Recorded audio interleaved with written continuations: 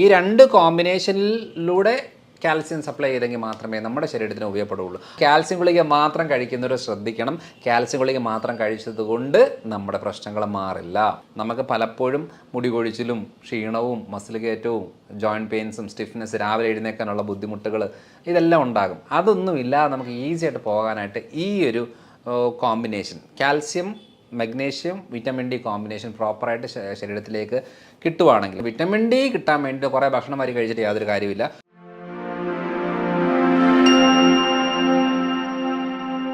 Hello everyone, I am doctor Manoj Johnson, lifestyle physician, John Marian hospital, Pala. ഇന്ന് നമ്മൾ discuss ചെയ്യാൻ പോകുന്നത് ഒത്തിരിയേറെ ആളുകളിലുള്ള കോമൺ ആയിട്ടുള്ള ഒരു പ്രശ്നം എന്ന് പറയുന്നത് ഈ ജോയിൻറ്റ് പെയിൻസ്. പലയിടത്തായിട്ട് വേദനകൾ പറയുന്നവരുണ്ട്. അപ്പം ഈ എപ്പോഴും നമ്മൾ കോമൺ ആയിട്ട് പോയി ചെക്ക് ചെയ്യുന്നത് കാൽസ്യമാണ്. അപ്പം ജോയിൻസിന് ബുദ്ധിമുട്ട് വരുമ്പോൾ കാൽസ്യം ഗുളിക എടുക്കാൻ പറയും. അതേപോലെ തന്നെ ഒരു പ്രായം കഴിഞ്ഞ സ്ത്രീകൾക്കാണെന്നുണ്ടെങ്കിൽ കാൽസ്യം ഗുളിക എടുക്കാൻ പറയും. പലപ്പോഴും നമ്മൾ കാൽസ്യം ഗുളികകളും കാൽസ്യത്തിൻ്റെ സപ്ലിമെൻറ്റ്സും കാൽസ്യത്തിൻ്റെ ചെക്കപ്പുകളുമാണ് കൂടുതലായിട്ടും ഈ അസ്ഥി സംബന്ധമായിട്ടുള്ള പ്രശ്നങ്ങളിൽ നമ്മൾ കോമൺ ആയിട്ട് ചെയ്യുന്നത്. പക്ഷേ അത് നമ്മൾ ലെവലാക്കിയാൽ നമ്മുടെ ഈ ബുദ്ധിമുട്ടുകൾ മാറണം എന്നുള്ളത് നിർബന്ധമില്ല. പലപ്പോഴും സംഭവിക്കുന്നത് കാൽസ്യം ചിലപ്പം വേദനകളുണ്ട്, കാൽസ്യം ചെക്ക് ചെയ്താൽ നോർമലും ആയിരിക്കും. പക്ഷേ ശ്രദ്ധിക്കേണ്ട ഒരു കാര്യം എന്ന് വെച്ചാൽ നമ്മൾ ബ്ലഡ് ചെക്ക് ചെയ്യുമ്പം കാൽസ്യം എന്ന് പറഞ്ഞിട്ട് കാര്യമില്ല. കാരണം നമ്മുടെ ശരീരം അസിഡിക്കായി മാറിക്കൊണ്ടിരിക്കുന്ന സമയത്ത് ബോഡിയുടെ പി എച്ച് ലെവലൊക്കെ ബാലൻസ് ചെയ്യാൻ വേണ്ടിയിട്ട് ഈ ബോണിൽ നിന്നൊക്കെ നമ്മുടെ ശരീരം തന്നെ കാൽസ്യം എടുത്തേച്ച് ബ്ലഡിലേക്ക് ഇട്ടൊന്ന് ബാലൻസ് ചെയ്യാനായിട്ടാണ് കൂടുതൽ സമയം നോക്കുന്നത്. അപ്പം ബ്ലഡ് ചെക്ക് ചെയ്യുമ്പോൾ ഓൾമോസ്റ്റ് ഒക്കെ ഓക്കെ ആയിരിക്കും, പക്ഷേ ബോണൊക്കെ വീക്കായിരിക്കുന്ന കണ്ടീഷനാണ്. അപ്പോൾ എങ്ങനെയാണ് നമ്മളിപ്പോൾ നോക്കുമ്പോൾ കാൽസ്യം എടുത്തു എന്ന് പറഞ്ഞ ഉടനെ ശരീരം കാൽസ്യം വലിച്ചെടുക്കണമെന്ന് ഒരു നിർബന്ധവുമില്ല. കാരണം കാൽസ്യം ശരീരത്തിൽ ഉപയോഗപ്പെടണം എന്നുണ്ടെങ്കിൽ, അസ്ഥികൾക്ക് ഉപയോഗപ്പെടണം എന്നുണ്ടെങ്കിൽ രണ്ട് പ്രധാനപ്പെട്ട പോഷകങ്ങൾ വേറെ വേണം. ഒന്ന് വിറ്റമിൻ ഡിയും ഒന്ന് മഗ്നീഷ്യവും. ഈ രണ്ട് കോമ്പിനേഷനിലൂടെ കാൽസ്യം സപ്ലൈ ചെയ്തെങ്കിൽ മാത്രമേ നമ്മുടെ ശരീരത്തിന് ഉപയോഗപ്പെടുകയുള്ളൂ. അല്ലാതെ നമ്മൾ കാൽസ്യം ഗുളിക കുറേ കഴിച്ചു എന്ന് പറഞ്ഞാൽ വെറുതെ കിഡ്നി സ്റ്റോണും ബോണുകളിലൊക്കെ കാൽസിഫിക്കേഷനൊക്കെ ആയിട്ട് പോകുമല്ലാതെ പ്രത്യേകിച്ച് മെച്ചം നമുക്ക് കിട്ടത്തില്ല. ടെസ്റ്റ് ചെയ്യുമ്പോൾ ഇപ്പോൾ നോർമൽ എന്നൊക്കെ കാണിക്കും എന്നുള്ളതല്ലാതെ പ്രശ്നങ്ങൾ മാറില്ല. അതുകൊണ്ട് കാൽസ്യം ഡെഫിഷ്യൻസി എന്ന് പറയുന്നത് ഭൂരിഭാഗം ആളുകളിൽ ഉള്ള ഒരു കാര്യമാണ്. പക്ഷേ ടെസ്റ്റ് ചെയ്യുമ്പോൾ കാണണമെന്ന് നിർബന്ധമില്ല. അപ്പോൾ എങ്ങനെയാണ് നമ്മളൊരു കാൽസ്യം ഡെഫിഷ്യൻസി അല്ലാതെ അളക്കുന്നത്, ടെസ്റ്റ് ചെയ്യുന്നതല്ലാതെ നമുക്ക് എങ്ങനെയാണ് ഒരു കാൽസ്യം ഡെഫിഷ്യൻസി നമുക്ക് മനസ്സിലാകുന്നത്? വളരെ സിമ്പിളാണ്. ഒന്ന്, നമ്മുടെ പല്ലിന് ഡാമേജ് വരും. പല്ല് എന്താ പറയുക, കേടാകുന്നത്, എനാമൽ പോകുന്നത്, പുളിപ്പ് രസം വരുന്നത്, അങ്ങനെ പല്ലിൻ്റെ കളറ് മാറുന്നത്, പല്ലിൻ്റെ പല രീതിയിലുള്ള ഡാമേജ് കാൽസ്യം ഡെഫിഷ്യൻസിയിൽ ഉണ്ടാകും. അതേപോലെ തന്നെ ഈ നഖമൊക്കെ നമുക്ക് വിണ്ട് കീറി ഇങ്ങനെ പൊട്ടിപ്പോകുന്ന ഒരു രീതി വരുന്നതും കാൽസ്യം ഡെഫിഷ്യൻസിയാണ്. അതേപോലെ തന്നെ ഈ മസിൽ കയറ്റം, അവിടെ ഇവിടെയൊക്കെ ആയിട്ട് മസിൽ പിടുത്തമാണ്. തിരിഞ്ഞ് കിടന്നാൽ മസിൽ പിടിക്കും, സ്ട്രൈറ്റ് കിടന്നാൽ മസിൽ പിടിക്കും, അങ്ങനെ പല കാര്യങ്ങളിൽ മസിൽ പിടുത്ത പ്രശ്നങ്ങൾ ഉണ്ടാകുന്നതും കാൽസ്യം ഡെഫിഷ്യൻസിയുടെ ഭാഗമാണ്. കോൺസെൻട്രേഷൻ കിട്ടാത്ത സാഹചര്യങ്ങളിലും കാൽസ്യം വളരെ ഇമ്പോർട്ടൻ്റ് ആണ്. അതേപോലെ BP വേരിയേഷൻ വരുന്നത് കാൽസ്യത്തിൻ്റെ വേരിയേഷൻ കൊണ്ടാണ്. അതേപോലെ തന്നെ ഹാർട്ട് ബീറ്റിൽ വേരിയേഷൻ വരുന്നത് ഈ കാൽസ്യത്തിൻ്റെ വേരിയേഷൻ കൊണ്ടാണ്. അപ്പം മസിൽസ്, ബോൺസ്, നമ്മുടെ തിങ്കിങ് പ്രോസസ്സ്, അതേപോലെ തന്നെ നഖം, പല്ല്, ഈ പല കാര്യങ്ങളുടെ, അതേപോലെ ജോയിൻസിനെല്ലാം സ്റ്റിഫ്നെസ്, വേദനകൾ, ഇതെല്ലാം വരുന്നത് കാൽസ്യം ഡെഫിഷ്യൻസി കൊണ്ടാണ്. അപ്പോൾ കാൽസ്യം ഡെഫിഷ്യൻസി എന്ന് പറഞ്ഞിട്ട് കാൽസ്യം ഗുളിക കഴിച്ചിട്ട് യാതൊരു കാര്യമില്ല. കാരണം കാൽസ്യം മാത്രമല്ല ശരീരത്തിന് ഉപയോഗപ്പെടുത്തുന്നത്, അത് കാൽസ്യത്തിന് കൂടെ വിറ്റമിൻ ഡി, മഗ്നീഷ്യം, ഇത് വളരെ ഇമ്പോർട്ടൻ്റ് ആണ്. ഇപ്പോൾ വിറ്റമിൻ ഡി എന്ന് പറയുന്നത് നമുക്ക് കുറഞ്ഞു എന്ന് എങ്ങനെ അറിയും? അതും ഇതേപോലെ തന്നെ പല്ല്, നഖം, ജോയിൻസ് വേദനകൾ. പക്ഷേ അതിനെക്കാട്ടിലും ഏറ്റവും കൂടുതൽ പ്രശ്നം കാണിക്കുന്നത് മുടി കൊഴിച്ചിൽ, മറവി. ഈ മുടി കൊഴിച്ചിൽ, മറവി, കാലുകഴപ്പ് വേദനകൾ എന്ന് പറയുന്നത് വൈറ്റമിൻ ഡി ഡെഫിഷ്യൻസിയാണ്. അപ്പോൾ ഈ സെയിം സാധനം മസിൽസിന് ഏറ്റവും കൂടുതൽ വേദനകൾ, നീർക്കെട്ട്, ഫൈബ്രോമയാൽജിയ കണ്ടീഷന്, ടയർഡ്നെസ് ഒക്കെ വരുന്നത് മഗ്നീഷ്യം ഡെഫിഷ്യൻസിയാണ്. അപ്പോൾ ഇത് മൂന്നും കമ്പൈൻഡ് ആണ്. അതുകൊണ്ട് കാൽസ്യം ഗുളിക മാത്രം കഴിക്കുന്നവർ ശ്രദ്ധിക്കണം. കാൽസ്യം ഗുളിക മാത്രം കഴിച്ചത് കൊണ്ട് നമ്മുടെ പ്രശ്നങ്ങൾ മാറില്ല. പിന്നെ കാൽസ്യം ഗുളിക നമുക്ക് ആവശ്യമാണ്. അത് ഡെയിലി ഡോസിൽ കാൽസ്യം ഗുളിക എടുക്കാതിരിക്കുന്നതാണ് ഏറ്റവും നല്ലത്. നാച്ചുറൽ സോഴ്സിൽ കാൽസ്യം എടുക്കുന്നതാണ് ഏറ്റവും നല്ലത്. നമുക്ക് പൊതുവേ നാച്ചുറൽ സോഴ്സിൽ എല്ലാവരും പറയുന്നൊരു കാര്യം എന്ന് പറയുന്നത് പാലാണല്ലോ പൊതുവേ കാൽസ്യം റിച്ച് ഫുഡ് എന്ന് പറയുന്നത്. പക്ഷേ പാല്, സ്കിൻ പ്രശ്നമുള്ളവർക്ക് പാല് പറ്റത്തില്ല. വയറിൻ്റെ ഗ്യാസ്, ബ്ലോട്ടിങ്, നെഞ്ചരിച്ചിൽ, മലബന്ധ പ്രശ്നങ്ങൾ അല്ലെങ്കിൽ ലൂസ് മോഷൻ പ്രശ്നങ്ങളുള്ളവർക്കും, അതായത് വയറ് സംബന്ധമായിട്ട് പ്രശ്നമുള്ളവർക്കും പാല് പറ്റത്തില്ല. തൈറോയ്ഡ് പ്രശ്നമുള്ളവർക്കും പാല് പറ്റത്തില്ല. അപ്പോൾ ഈ 3 കാറ്റഗറിയിലുള്ള ആളുകൾക്ക് പാല് എടുത്തു കഴിഞ്ഞാൽ പാലിൻ്റെ കാൽസ്യം ശരീരത്തിൽ ഉപയോഗപ്പെടുത്തും ഓക്കെയാണ്.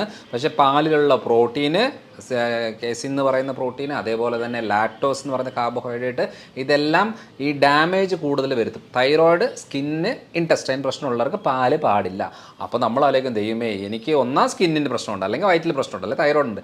ഇത് 3ഉം ഒരു അമ്മ പറ്റ മക്കളാണ്. കാരണം ഒരെണ്ണമായിട്ട് വരുന്നത് വളരെ കുറവാണ്. ഒരെണ്ണം വന്നാൽ അടുത്തത്, വന്നാൽ അടുത്തത്, 3ഉം കോമൺ ആയിട്ടാണ് വരുന്നത്. അപ്പോൾ അങ്ങനെ വരുമ്പം പാലെന്ന് പറഞ്ഞൊരു ഓപ്ഷൻ അവർക്ക് കഴിക്കാൻ പറ്റില്ലല്ലോ. അല്ലാത്തവർക്ക് കഴിക്കാം, കുഴപ്പമൊന്നുമില്ല. പാലെന്ന് പറഞ്ഞ ഓപ്ഷൻ കഴിക്കാൻ പറ്റാത്തവർക്ക് എന്ത് ചെയ്യണം? വേറെ ഓപ്ഷൻ ഉണ്ട്. ലാക്ടോസ് ഇൻടോളറൻസ് സിവിയർ ആയിട്ടുള്ളവർക്ക് തൈറോയ്ഡ് അതൊന്നും പറ്റത്തില്ല. പക്ഷേ അതൊക്കെ ഒരു കുറവ് 10% ആളുകൾക്കേ ഉള്ളൂ. ബാക്കി 90% ആളുകൾക്കും പാല് നല്ലതല്ല. പക്ഷേ തൈര് കഴിക്കാം, മോര് കഴിക്കാം, വെണ്ണ, നെയ്യ്, പനീർ, ആ സാധനങ്ങളെല്ലാം നമുക്ക് കഴിക്കാം കാൽസ്യത്തിൻ്റെ സോഴ്സുമായിട്ട്. ഇനി മുട്ടയുടെ വെള്ള നല്ലൊരു കാൽസ്യം സോഴ്സാണ്.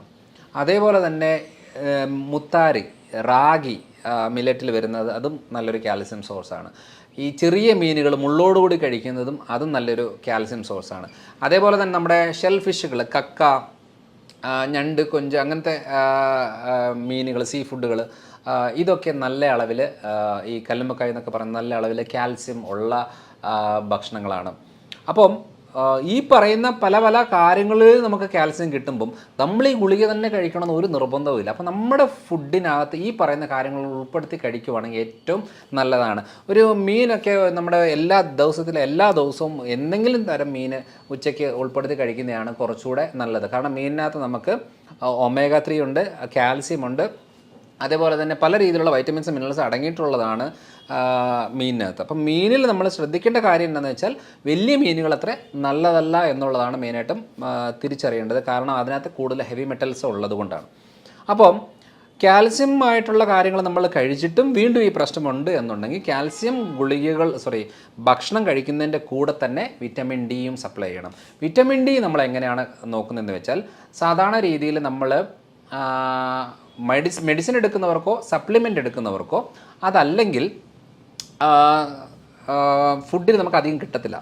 ഈ മെഡിസിനും സപ്ലിമെൻറ്റും എടുത്തവർക്കും അല്ലെങ്കിൽ കൂടുതൽ വെയിലത്ത് നിൽക്കുന്ന ആളുകൾക്ക് വലിയ കുഴപ്പമില്ലാത്ത രീതിയിൽ വിറ്റമിൻ ഡി കിടക്കും.